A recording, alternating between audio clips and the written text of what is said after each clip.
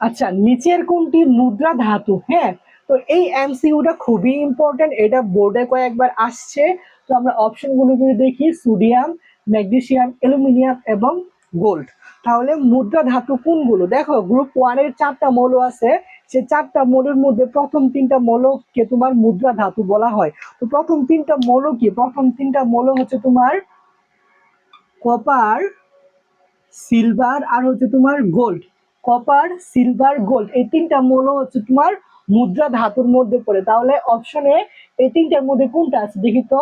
তোমার sodium, magnesium, aluminium এবং gold. তাহলে অপশনে কি আছে? এ ইউ মানে গোল্ড। তাহলে আমাদের আনসার হচ্ছে এটা। হ্যাঁ, আমাদের আনসার কি? আনসার হচ্ছে তোমার এটা।